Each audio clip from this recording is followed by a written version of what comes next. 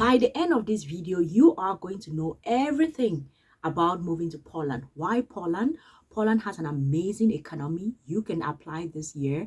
You can get to study there with as little as possible. So it's extra. I'm going to be sharing all of these resources. I'm going to be putting them in my amazing database. If you have not subscribed to it, listen, you are missing a lot. Go ahead, subscribe to this database because it is going to help you. So let's talk about high quality education at a fraction of the cost. Okay, so Premium EU Education, it has over 380 higher education institutes and about 800 plus English taught programs.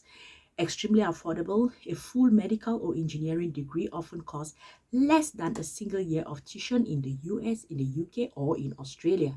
That is why I'm telling you all about it. And then you have over 100,000 international students are actually taking advantage of this opportunity. We are going to lean a lot into how much you can be spending, what your budget should be, and proof of funds and things like that. We'll talk a lot about that.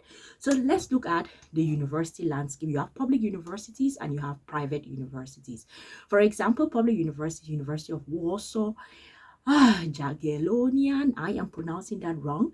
And the cost here is that free if you're studying in Polish. Clock that, you'll go study Polish. And then English programs are typically within 2,000 to 4,000 euro annually, which is not bad, compared to all the other destinations. And then you have private non-public universities. The cost is about 2,000 to 6,000 annually. Still better compared to other places, and the advantage is generally highly flexible English programs and highly streamlined admission processes for foreigners. That is the reason why I decided to cover Poland today, because I think you all should know about it, and I think you should be budgeting, preparing everything that you need to go study in Poland. I'm going to share all of these resources. Like, a lot of research was put into this video. I'm going to put a new sheet in the database and just put Poland, and I'm going to share all of these research resources into the database, so y'all go sign up for the database. That is very important. And now tuition baselines by degree focus. So here you have about 2,000 to 4,000 euro per year standard programs for masters and bachelor's, generally humanities, and then general IT, and then 4,000 to 6,000 for specialized programs like engineering, and then top business schools, and then 10,000 to 14,000 for medical schools. Okay, and usually 6 years programs. So critical visa requirement: pay your first semester upfront is practically mandatory in order to secure your student visa. But look at it, if you are going to be paying $2,000 annually, 2,000 euros annually, and you have to pay your first tuition, that requires you to spend about 1,000 euro. Think about it. If you were going to study in a place like the US or the UK or Australia, how much are you going to be spending? I think 1,000 euro to spend for that, to me, it sounds like not a shabby idea at all. It actually sounds doable. All right, so now let's look at the monthly budget. So it depends on the city that you choose to stay. For example, if you stay in the capital in Warsaw, you're going to be paying about 500 to 870 euro per month.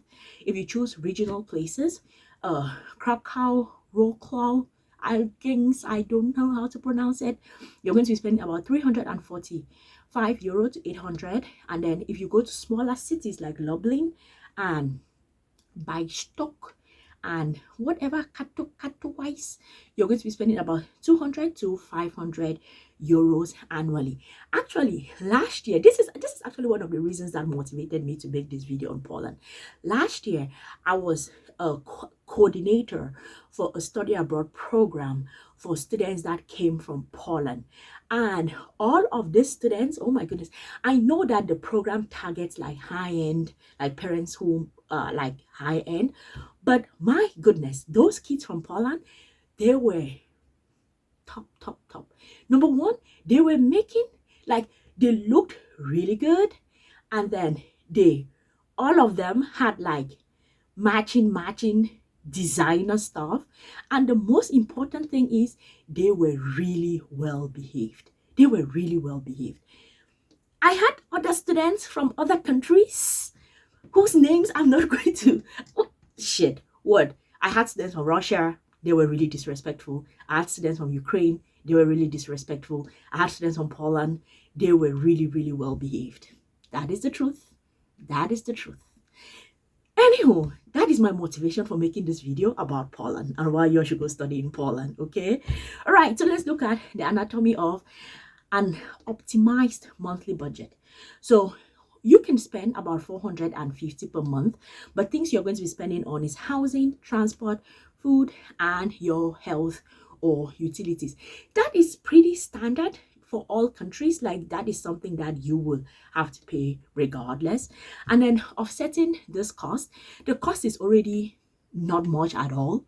Like, the cost is pretty much inexistent comparatively, but they have scholarships you can apply to. Apparently they have this NAWA scholarship, which is a Polish government grant, and like the Banak scholarship, Holland My Choice scholarship.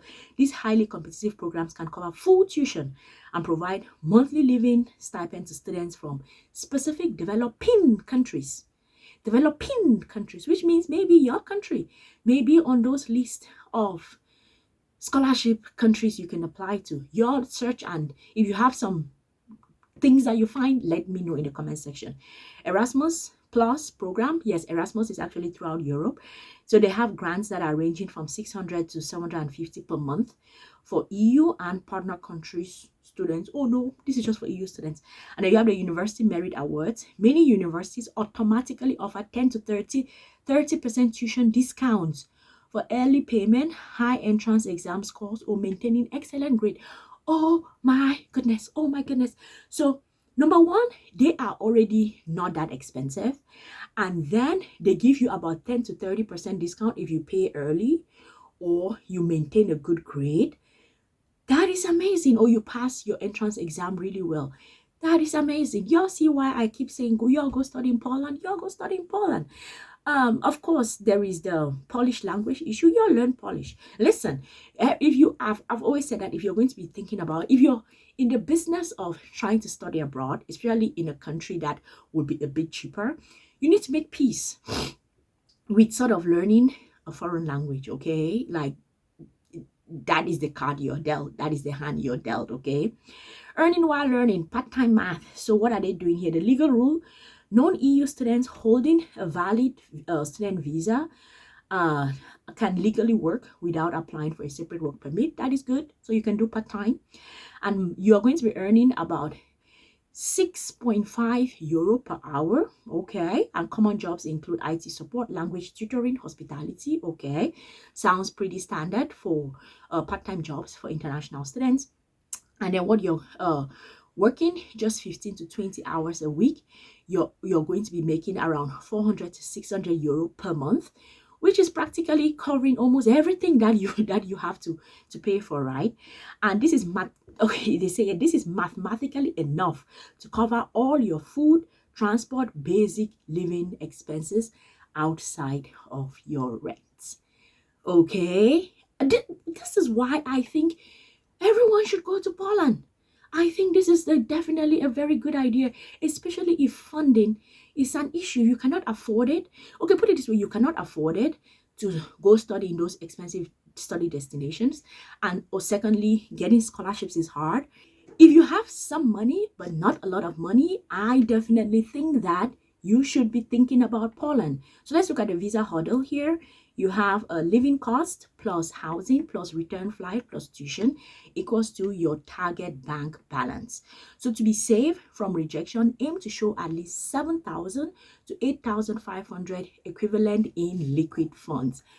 Listen, I have done several videos about budgeting to study abroad, and so far this is the one with the cheapest in terms of how much should be your proof of funds. This is the cheapest, 7,000 to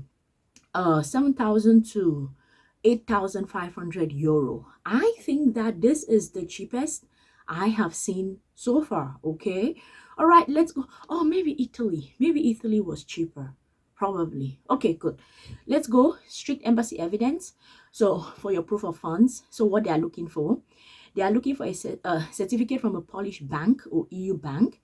That is the strongest. And then credit card limit from your home bank. Oh, wow. Traveler's checks, official notarized scholarship award letters. That's what you can submit at the embassy.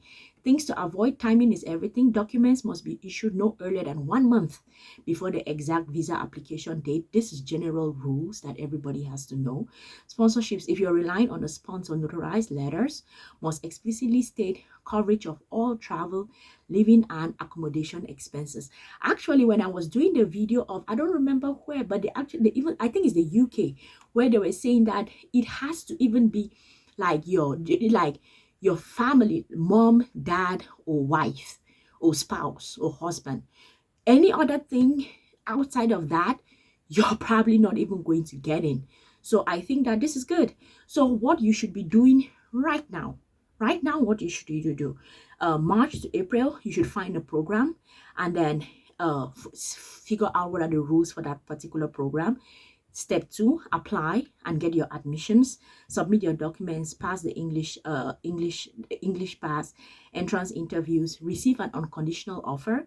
Next, you have to pay the first semester tuition fees, and then the university is going to send you a confirmation letter which you need for your visa. And then step 4, this is by August this year, you are going to book the embassy appointment, and then by October this year, you're going to arrive in Poland and you're going to begin your temporary residence processes. Do I have to say more? Do I have to say more? If you want to go study abroad for cheap, for free, this is the video to watch.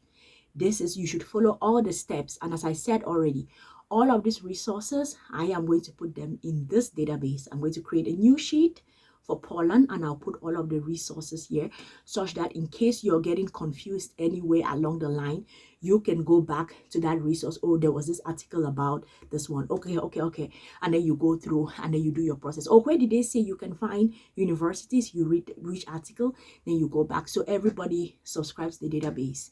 It is going to do you a lot of good. You are not going to regret it. I hope that this was helpful.